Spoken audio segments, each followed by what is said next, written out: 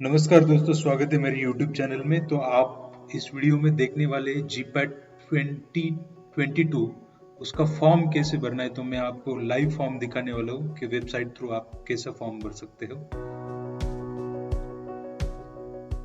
तो वीडियो को जरूर लाइक कीजिए और चैनल को सब्सक्राइब कीजिए। एडमिशन रिलेटेड बहुत सारे वीडियो मेरे चैनल में होते हैं, स्पेशली फार्मेसी स्टूडेंट्स के लिए। गूगल में आने के बाद NTA GPAT ऐसा टाइप करने के बाद आपको पहली वेबसाइट दिख जाएगी, तो उस पर क्लिक कीजिए।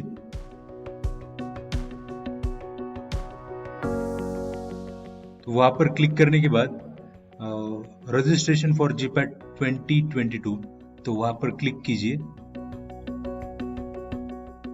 आपका ये मैसेज आएगा, ओके बोल दीजिए।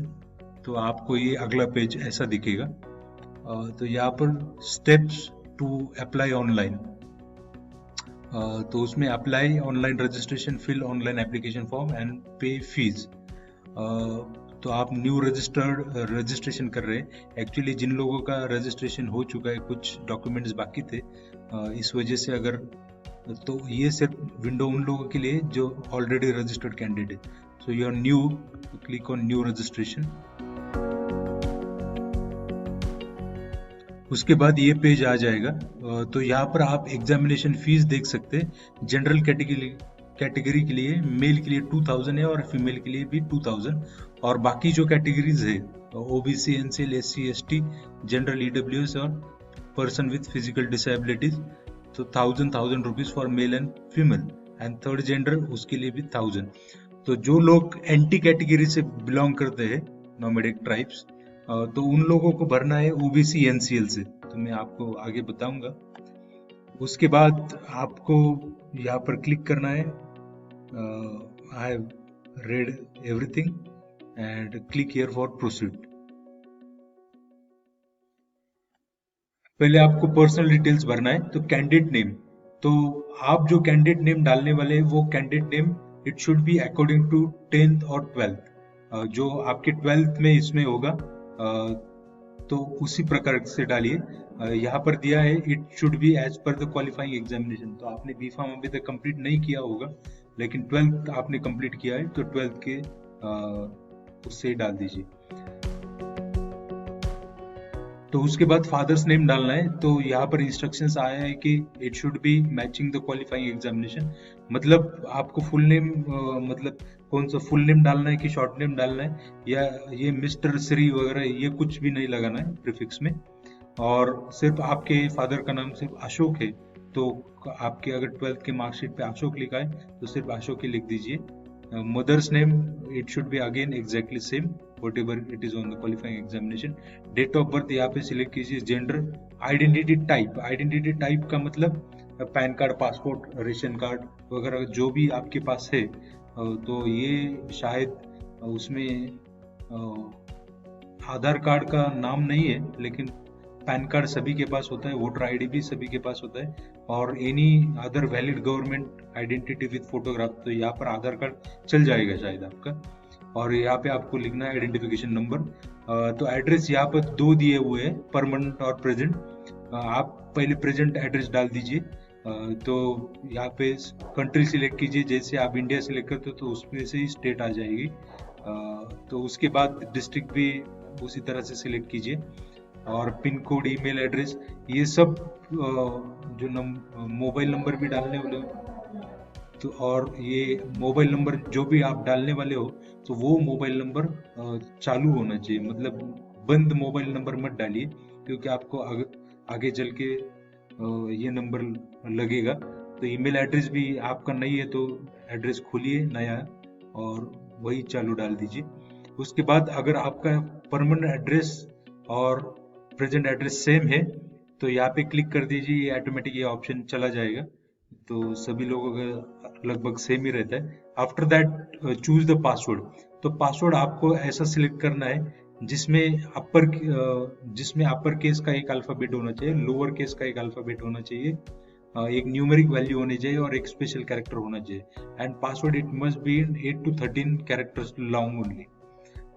और उसके बाद आपको फिर से कंफर्म करना है पासवर्ड। इसमें सिक्योरिटी क्वेश्चन मतलब आपका अगर पासवर्ड अगर गुम हो गए तो वहाँ पे सिक्योरिटी क्वेश्चन पूछा जाता है, जैसे कि what is name of your first school. तो ज़्यादा कॉम्प्लिकेटेड मत डालिए, like what is your neighbours pet name, जैसे मैंने डाल दिया टॉमी।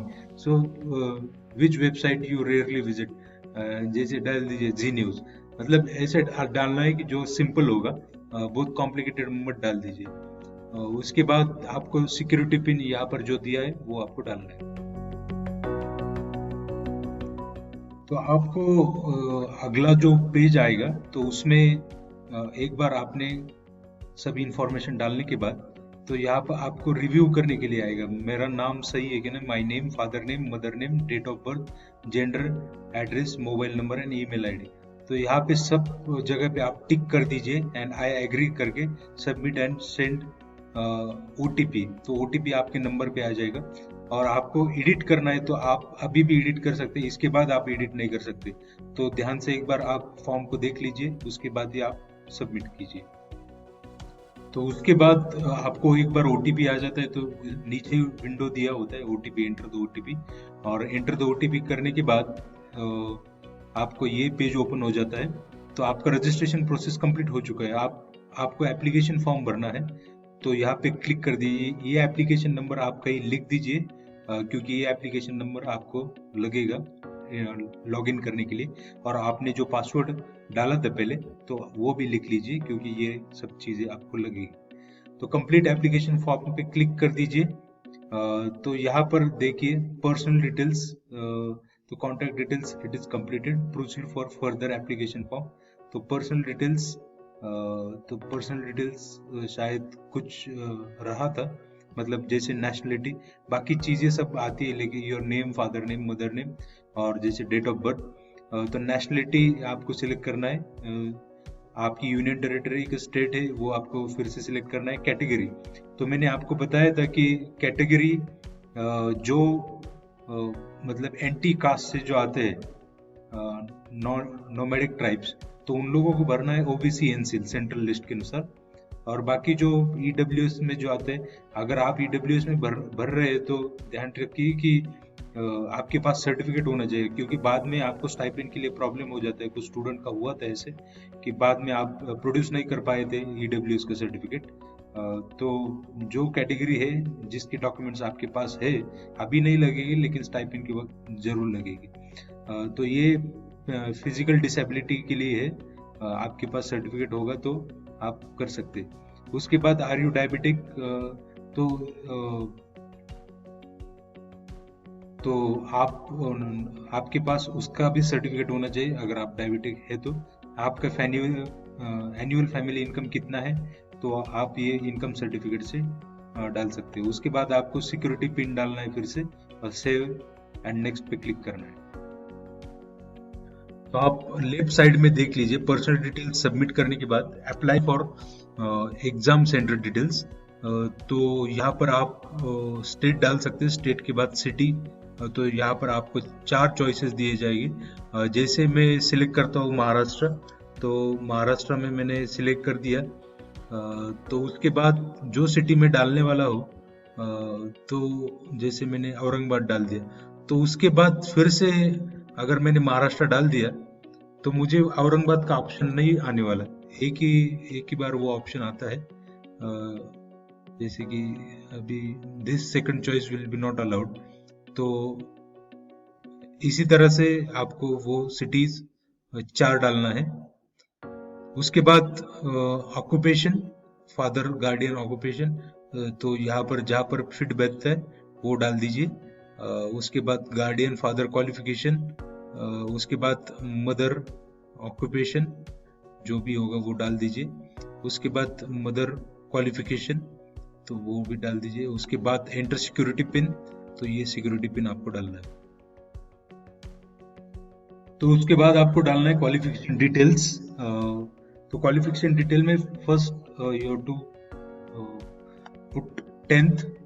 तो यहाँ पर आप पास हो चुके हैं 10th, तो पासिंग ईयर कौन सा है। उसके बाद नेम ऑफ एग्जामिनेशन 10th और इक्विवेलेंट, वही एक ऑप्शन है। और ये जो बोर्ड है या यूनिवर्सिटी है, ये आपके रिजल्ट पे आता है, तो रिजल्ट देख लीजिए। उसके बाद रिजल्ट मोड, अगर परसेंटेज में है तो परसेंटेज डाल दीजिए। तो जैसे आप परसेंटेज डालते हैं तो टोटल मार्क्स आपको पूछा जाता है, ऑप्टेन मार्क्स पूछा जाता है, और परसेंटेज ऑटोमेटिक वो कैलकुलेट हो जाएगा। उसी तरह से 12th का भी आपको डालना है। और उसके बाद रिजल्ट का जो मोड हो, वो अगर परसेंटेज, जैसे कि मतलब कुछ सेंट्रल यूनिवर्सिटीज में है सीजीपी में होता है, स्टेट बोर्ड में ये लगभग परसेंटेज ही होता है। तो जैसे आप सिलेक्ट करते हो वैसे आपको फिर से टोटल मार्क्स और ऑप्टेन मार्क्स यहाँ पे भी डालना है आपको। उसके बाद ग्रेजुएट क्वालिफिकेशन डिटेल्स, तो शायद most of students will be appearing only, और अपेयरिंग का ईयर कौन सा है, तो आपका ईयर 2022 है, और name of examination bachelor of pharmacy वही आता है, और ये जो यूनिवर्सिटी है वो आप ढूंढ के यहाँ से डाल सकते हैं। उसके बाद रिजल्ट का जो मोड है, परसेंटेज, आपका अगर परसेंटेज होगा तो परसेंटेज, सीजीपी होगा तो सीजीपी। जैसे आप पासिंग स्टेटस में अपीयरिंग डालते हैं तो यहाँ पर रिजल्ट मोड ऑटोमेटिक डिसेबल हो जाता है। तो उसके बाद ये पेज ओपन होता है, डॉक्यूमेंट्स अपलोड, फोटोग्राफ आपको अपलोड करना है, वो भी फॉर्मेट जेपीजी होना चाहिए, और maximum size it should be less than 200 KB, और सिग्नेचर उसकी भी साइज वो भी लेस देन 30 KB होना चाहिए। तो यहाँ से आपको चूज करके आप अपलोड कर सकते हैं। अगर आपको एक्शन मतलब डिलीट करना है तो यहाँ से फिर से डिलीट कर सकते हैं, व्यू करना है तो व्यू भी कर सकते हैं। इमेज अपलोड करने के लिए काफी दिक्कत आई मुझे। तो उसके बाद ये सब कुछ ऐसा आ जाता है। आपको फाइनल सबमिट करना है यहाँ पे, तो फाइनल सबमिट करने के पहले आप ये सब चेक कर लीजिए, और उसके बाद यहाँ पर टिक कर दीजिए my name, father name, mother name category, सब पे टिक कर दीजिए, और आई एग्री करके वहाँ पे सबमिट कर दीजिए। आपका मोबाइल नंबर तो वेरीफाई हो चुका है, लेकिन यहाँ पर आपका ईमेल आईडी वेरीफाई करना बाकी है और फी पेमेंट करना बाकी है। तो ईमेल आईडी पहले वेरीफाई कीजिए, तो आपको ओटीपी आ जाएगा। ईमेल वेरीफाई होने के बाद ही आपको पे एग्जामिनेशन फीस आएगा, ये ऑप्शन। तो आप ऑनलाइन मोड ही है, there is no offline mode.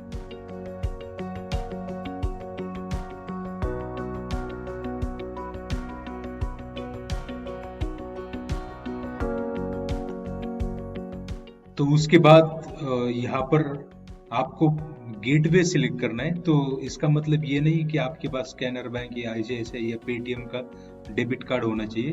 For any bank you can utilise, तो ये सिर्फ गेटवे है। तो प्रोसीड फॉर पेमेंट पे क्लिक कर दीजिए। इसके बाद आप पेमेंट कर सकते हैं by cards, by net banking और बाय यूपीआई। तो मैं यूपीआई से करने वाला हूँ। जैसे मैं फोन पे डालता हूँ तो वो यूपीआई एड्रेस पूछ रहा है, तो उसके बाद उसको वेरीफाई कर दीजिए और उसको पे कर दीजिए।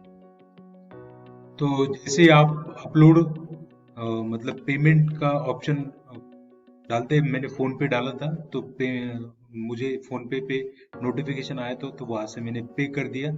उसके बाद डाउनलोड कंफर्मेशन पेज, तो ये आपको सेव करके रखना है या इसकी प्रिंट वगैरह निकाल के रख दीजिए for further references.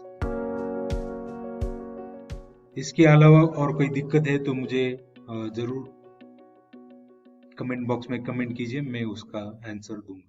Thank you.